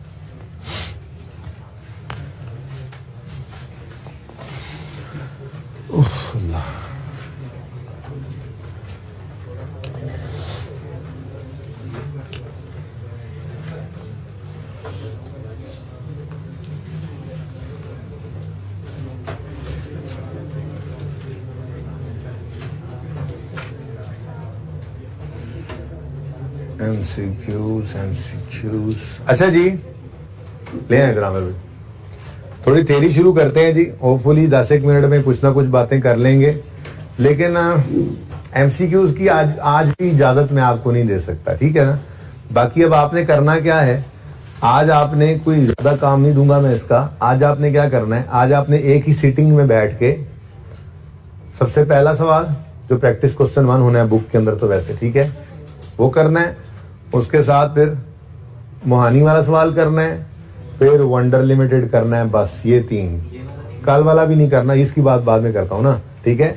ये 3 एक ही सिटिंग में कर लेने। उसके बाद थोड़ा सा सांस लेके फिर आपने ये सवाल करना है। वो तीनों सवाल चूंकि इतनी बार हो चुके हैं कि मेरे ख्याल में अगर आप मोबाइल से दूर और मतलब पूरी अटेंशन के साथ करेंगे तो हर सवाल 20 मिनट से ज्यादा नहीं ले सकता, ले ही नहीं सकता। तो 15 से 20 मिनट का, बल्कि मुहानी वाला तो और छोटा सवाल था, तो मेरे ख्याल में ये कोई 45 मिनट्स का टारगेट होना चाहिए कि आपने वो तीनों सवाल करने हैं, स्पीड करने हैं, एक बार एक ही सिटिंग में बैठ के करने हैं। वो कर लेने के बाद फिर आप इस पे 15-20 मिनट लगा लीजिएगा, और ठीक है। अभी मैं MCQ इसलिए नहीं दे रहा क्योंकि थ्योरी आज पूरी नहीं होनी, थोड़ी सी बात कल पे भी शायद जाए, तो इसलिए MCQs के अंदर ये थ्योरी ही होती है। बहरहाल पढ़ना शुरू करते हैं। कुछ बातें ये तकरीबन ना इनमें से तकरीबन कोई 70 to 80% बातें मैं आपके साथ कर चुका हूं। बहरहाल ये आपकी बुक का पेज नंबर 1 होगा। ये मैं इंशाल्लाह ना PDF बना देता हूं, इनको जितने क्वेश्चंस हमने किए हैं वो और उनके सॉल्यूशंस, ठीक है। इनको मैं मतलब PDF अगर अलग हो सकी या पूरा चैप्टर हो सका तो मैं आप TA को दे दूंगा जी।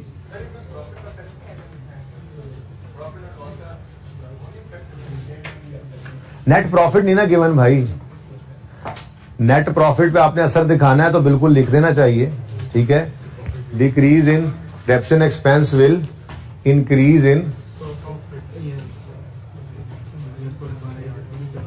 प्रॉफिट, और वो भी 13 ही होगा, ठीक है।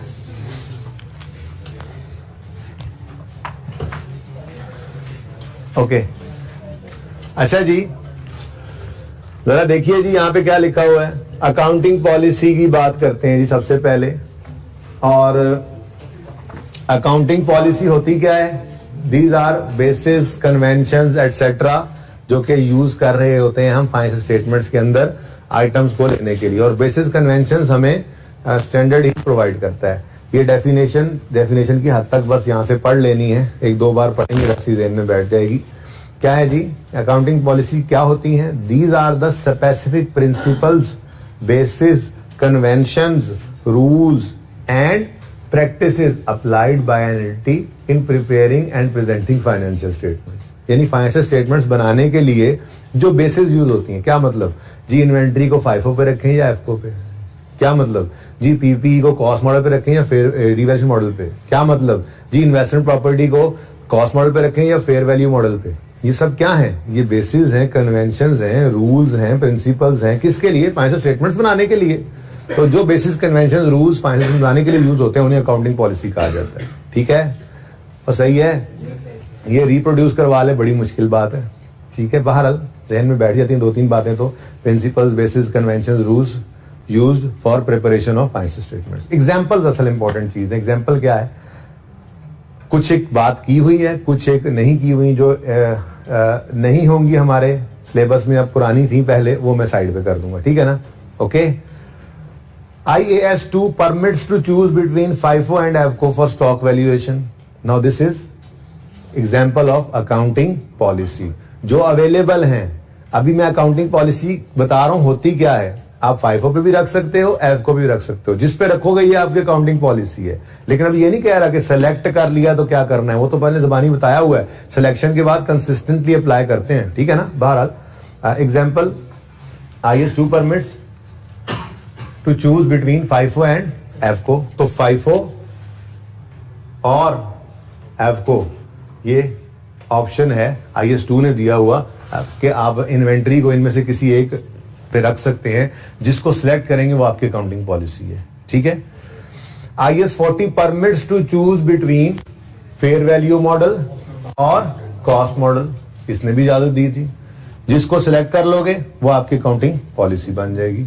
ठीक है। लेकिन इनमें से जो भी सिलेक्ट करोगे वो अकाउंटिंग पॉलिसी की डेफिनेशन बनती है। वो ये बताना चाह रहे हैं अकाउंटिंग पॉलिसी क्या है। बेसिस, कन्वेंशन, रूल्स वगैरह used in preparation of financial statements. मसलन IAS 2 अलाउ करता है, FIFO, AFCO, IAS 40 अलाउ करता है फेयर वैल्यू और कॉस्ट मॉडल। इसको मैं लिखा रहने दें फिलहाल, प्रेजेंट जिंदगी में काम आ जाएगा। IFRS 9 FAR 2 में चला गया। ठीक है ना? तो FAR 2 से ये नोट्स में इधर लाया हूं, लेकिन ये मैंने उस बुक से, ठीक है, कि मैंने लिखा रहने दिया। बहरहाल कहीं काम आ जाएगा। नोट्स तो अच्छे होने चाहिए ना अपने पास। हो सकता है कोई MCQ के अंदर फिलहाल काम आ जाए, ना आया तो ठीक है। बहरहाल ये हमारे सिलेबस से बाहर की बात है। क्यों? क्योंकि हमने IFRS 9 FAR 2 में पढ़ना होता है। ये IFRS 9 की बात कर रहा है, इसलिए मैं इसको पढ़ना भी पसंद नहीं करूंगा। ठीक है। अच्छा, वैसे दिल कर रहा है थोड़ी सी बात कर लूं। जब आप FAR 2 में जाके फाइनेंशियल इंस्ट्रूमेंट्स पढ़ेंगे ना, वैसे थोड़ी सी बात, ठीक है ना? तो फाइनेंशियल इंस्ट्रूमेंट में फाइनेंशियल एसेट भी होते हैं, फाइनेंशियल लायबिलिटी भी होती है। मिसाल के तौर पे फाइनेंशियल एसेट्स हैं तो स्टैंडर्ड उसमें आपको अलाउ करता है आप उसको इक्विटी मेथड पे करें। आप fair value through profit and loss एक मॉडल है, फिर एक fair value through other comprehensive income model है। अब अगेन मैं बता रहा था कि ऑप्शन दे दिया, फाइनेंशियल एसेट को रख लो FET OCI पे, FET PL पे। अब ये ऑप्शन है, पढ़ोगे तो FAR 2 में जाके। लेकिन ये ऑप्शन क्या है, जिनमें से कोई एक सिलेक्ट कर लो, आपकी पॉलिसी है। ये जरा बताना चाहता है, लेकिन बार नहीं पढ़ना नहीं है आपने, ओके? क्योंकि उसने यहाँ पे नाम नहीं लिखे थे उनके। फिर policies on recording revenue IFRS 15, इसको भी अब फिलहाल हम साइड पे कर देते हैं। पहले ये FAR 1 में होता था, पढ़ के FAR 2 में जाते थे तो यहाँ पे बता दिया जाता था। अब आप FAR 2 में जाएंगे तो ये आपको वहां पे मिलेगा। यहाँ से ये निकल चुका है। ठीक है, बड़ा ही जबरदस्त स्टैंडर्ड था। फिर कैपिटलाइज करना है बोरिंग कॉस्ट को। अब इसमें ऑप्शन नहीं IAS 23 ने दिया होगा। अगर कोई बोरिंग कॉस्ट है, क्या मतलब, अगर आपने कोई क्वालिफाइंग एसेट आप बना रहे हैं, बन रहा है कोई एसेट, और आपने उसके लिए लोन ले लिया है, उस पर इंटरेस्ट पे किया है, तो उसकी कॉस्ट, उसके इंटरेस्ट को एसेट की कॉस्ट में ऐड करना है। 2003 की रिवीजन के बाद ये मस्ट हो गया था। वो प्रैक्टिस, सबसे पहला सवाल भी तो हमने यही किया था। ठीक है ना? तो capitalization of borrowing cost in IAS 23 ये क्या है? इंटरेस्ट को एक्सपेंस बनाने की बजाय एसेट कॉस्ट में ऐड करो। ये अकाउंटिंग पॉलिसी तो है। ठीक है। Examples, expensing out research in IAS 38, इसको भी आप फिलहाल नहीं पढ़ेंगे। तो आपके लिए 6 में से सिर्फ 3 एग्जांपल्स है, ठीक है जी, वो काफी हैं। बाकी एक चीज यहां पे नहीं लिखी हुई जो आपको बड़ी हैरान कर रही होगी, वो ये कि IAS 16 भी तो कहता है कॉस्ट मॉडल और रिवैल्यूएशन मॉडल, उसका नाम यहां नहीं आया, उसकी बात आगे करते हैं, ठीक है ना। असल में ना बात क्या आगे करनी है, थोड़ी सी बात बता ही दूं आपको, इसी 2 सफ़े बाद बात आनी है। IAS 16 पता है क्या कहता है, IAS 8 पता है क्या कहता है, IAS 8 कहता है ये जो कॉस्ट मॉडल और रिवैल्यूएशन मॉडल का ऑप्शन है ना, अगर आप कॉस्ट मॉडल पे थे और रिवैल्यूएशन मॉडल पे चले गए हैं तो ये चेंज इन अकाउंटिंग पॉलिसी तो है, लेकिन इसकी ट्रीटमेंट IAS 16 से ही पूछो, मेरे पास मत आना। इसलिए उसने यहां पे लिखा ही नहीं एग्जाम्पल्स में। बात समझे हो? यानी परेशान ना हो, परेशान तो हो जाना चाहिए था ना आपको। अगर मैं कहूं कि पॉलिसी है कॉस्ट मॉडल और रिवैल्यूएशन मॉडल, IAS 16 ने ऑप्शन दिया हुआ है, now this is the selected model is your accounting policy. अब आप कहते हो जी हम पहले कॉस्ट मॉडल पे थे, हम फिर रिवैल्यूएशन मॉडल पे गए, आपने तो चेंज इन एस्टीमेट की अकाउंटिंग की हुई थी उसमें। क्या मतलब, पिछले सालों को तो नहीं छेड़ते थे आप बस उस साल को और उससे आगे सही कर लेते थे। तो ये तो चेंज इन पॉलिसी, तो अकाउंटिंग पॉलिसी है, उसमें अगर आप कॉस्ट मॉडल पे थे अकाउंटिंग पॉलिसी थी आपकी, आप रिवैल्यूएशन मॉडल पे गए हो तो ये चेंज इन अकाउंटिंग पॉलिसी है ना। आपने रिट्रोस्पेक्टिव एप्लीकेशन करवाई ना, आपने कोई नोट बनवाया था, क्या चक्कर है? तो मैंने कहा भाई सब्र करो, IAS 8 के अंदर लिखा हुआ है कि कॉस्ट मॉडल से रिवैल्यूएशन मॉडल पे जाना, IAS 16 के अंदर ये चेंज इन पॉलिसी तो है, लेकिन इसको अकाउंट फॉर करोगे IAS 16 के वाले ट्रीटमेंट से जो हम कर आए हुए हैं, ठीक है ना। इसलिए उसके बारे में नहीं सोचना, आपके लिए सिर्फ ये 3 एग्जांपल्स अब रेलेवेंट रह गई, ठीक है जी। और ये ठीक है, और कोई होगी तो मैं आपको बता दूंगा, ओके सही है। चल अच्छा जी, अब वंस इनमें से कोई आपने पॉलिसी सिलेक्ट कर ली, आप कहोगे अच्छा चेंज इन पॉलिसी नहीं है तो फिर आज के सवाल में क्यों था? भाई आज के सवाल में एरर था, खुदारा ये मत करो, हमने एरर करेक्शन नोट बनाया है, हमने चेंज इन पॉलिसी का नोट नहीं बनाया, ठीक है ना। एरर करेक्शन नोट बनाया था, तो रिवर्जन वाला सवाल मिक्स हो सकता है, तो बस मैक्सिमम एरर हो सकता है, पॉलिसी चेंज नहीं है, ये बात समझे हो। और भाई देखो ना, IAS 2 ने कहा FIFO FCO, हमने कहा ये ऑप्शन है, जो सिलेक्ट करो पॉलिसी है, और अगर चेंज करोगे तो नोट बनाओगे, मुहानी वाला सवाल। हमने कहा IAS 40 ने कहा कॉस्ट मॉडल या फेयर वैल्यू मॉडल, जो चेंज करोगे तो ये चेंज इन पॉलिसी है, सवाल कोई नहीं है, देख लेंगे को बना लेंगे, ठीक है। हमने कहा बोरिंग कॉस्ट को एसिड कॉस्ट में ऐड करना है, अगर एक्सपेंस आउट कर रहे थे तो अब चेंज इन पॉलिसी नोट बनेगा, सबसे पहला सवाल जो हमने किया था IAS 8 का। अब ऐसे ही तो IAS 16 ने कहा कॉस्ट मॉडल लो या रिवैल्यूएशन मॉडल लो, अगर कॉस्ट मॉडल पे हम आ गए तो ये हमारी अकाउंटिंग पॉलिसी बन गई। अब जो अगर हमने 2 साल बाद जाकर उसको रिवैल्यू किया तो है तो चेंज इन अकाउंटिंग पॉलिसी, तो क्यों नहीं हम रिट्रोस्पेक्टिव एप्लीकेशन करते और क्यों नहीं हम नोट बनाते? क्योंकि IAS 8 ने एक्सक्लूड किया हुआ है इसको, ये आपकी बुक के अंदर ही इंशाल्लाह लिखा हुआ आपको मिलेगा। ये पॉइंट 6, ये जब मौका आएगा तब पढ़ेंगे, फिलहाल वैसे पढ़ भी लो। Adoption of revaluation model for non current asset previously held at cost, ये है तो change in policy, it is, कहीं लिखने की जरूरत नहीं, लिखा हुआ किताब में इसलिए कह रहा हूं, यहां पे ले आया, it is a change in policy but it is not treated as per IAS 8। IAS 8 ने लिख दिया कि है तो चेंज इन पॉलिसी, मैं मानता हूं है तो चेंज इन पॉलिसी, लेकिन ट्रीटमेंट ये वाला नहीं है, जाओ जो कर रहे थे आप शुरू की क्लासों में वही करना है आपने, IAS 16 ने जो कहा है, ठीक है। It means no retrospective application is required and no note is required, यानी नो डिस्क्लोजर इज रिक्वायर्ड, ठीक है। वापस आए जी, अच्छा कहां थे हम, नेक्स्ट जी। अब एक बार जो आपने पॉलिसी सिलेक्ट कर ली, मैंने आपको बताया था पॉलिसी सिलेक्ट कर लो, उसको कंसिस्टेंटली अप्लाई करना है, उसको चेंज करने की सिर्फ 2 ही सूरतें हो सकती हैं, बताया था आपको, सारी अंग्रेजी यहां लिखी हुई है, ज़बानी को बताया था, क्या या तो स्टैंडर्ड ही बदल जाए या फिर मैनेजमेंट ये डेमोस्ट्रेट कर सके कि ये ज्यादा बेटर प्रेजेंटेशन, ठीक है। पढ़ो क्या कहता है, selection of accounting policy, apply relevant IFRS। अच्छा अकाउंटिंग पॉलिसी क्या मतलब, इन्वेंट्रीज है ना, इन्वेंट्रीज आपके पास, आप क्या करो, सबसे पहले तो ये देखो इन्वेंट्रीज को ट्रीट कर रहा है तो कोई स्टैंडर्ड है रेलेवेंट, अगर वो नहीं है तो फिर कोई मिलता जुलता स्टैंडर्ड, जैसे IAS 16 PPE पहले आया था टेंजिबल्स का, इंटेंजिबल्स के लिए कोई स्टैंडर्ड नहीं था, जब तक वो नहीं आया था तो हम क्या करते थे अकाउंटेंट्स, हम पता नहीं कब वो जो अकाउंटेंट्स करते थे, ठीक है, वो क्या करते थे, वो सिमिलर पहले देखते थे IAS 38 इंटेंजिबल का कोई स्टैंडर्ड है, स्टैंडर्ड तो नहीं था उस वक्त तक जब IAS 38 नहीं आया था, जो आपने FA 2 में पढ़ना है, फिर वो कहते थे कोई मिलता जुलता है तूने कहा था हाँ ये 16 टेंजिबल्स का है, बस मिलता जुलता ये उसी के ऊपर इसको काउंट आउट फॉर कर लो। अगर कोई मिलता जुलता स्टैंडर्ड भी ना हो तो फिर हम वापस जाते हैं फ्रेमवर्क की तरफ, ठीक है।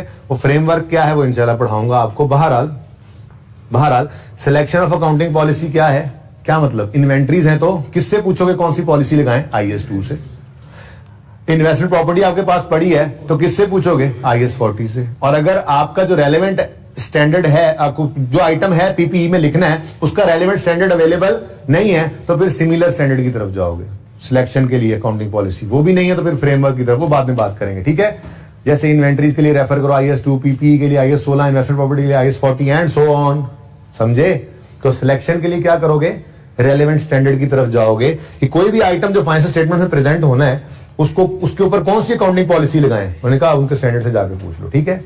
अब मसला ये है, जब एक बार सिलेक्ट कर लो तो consistency in applying accounting policy, क्या मतलब, once a policy is selected an entity must apply it with consistency so that figures can be compared over years. Apply FIFO in each year to make compare. यानी कि FIFO select किया तो फिर उसको consistently over the years करो। ये बात भी हुई थी और सही है, इसको भी फिलहाल ना पढ़ो, ये बाद में पढ़ेंगे।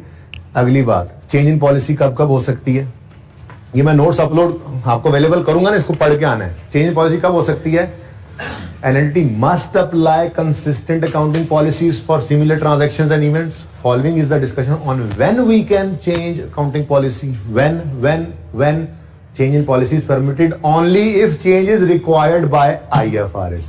स्टैंडर्ड ही बदल जाए, ये कंपल्सरी है, ठीक है। तो एग्जांपल क्या, revise IFRS now requires borrowing cost to be capitalized, ये एग्जांपल्स पढ़ के आनी है। लाइफ वो खत्म हो गया, ठीक है, ऑपरेटिंग लीज अब रहा ही नहीं, ये IFRS 16 आपके सिलेबस में नहीं, इसको रहने देना, ठीक है। क्या करो, जो स्टैंडर्ड कहे वो करो, ठीक है, जो स्टैंडर्ड कहे वो करो। अगली बात पढ़ लेना ना इसको, या चेंज कर सकते हो आप, स्टैंडर्ड बदल जाए, या चेंज कर सकते हो आप जब प्रोवाइड करे ये change reliable and more relevant information, ये वॉलंटरी होती है, ठीक है। FIFO से EFCO पे चले गए, फेयर वैल्यू मॉडल से कॉस्ट मॉडल पे चले गए, वगैरह वगैरह, ठीक है। इसके लिए retrospective application is a must, ठीक है।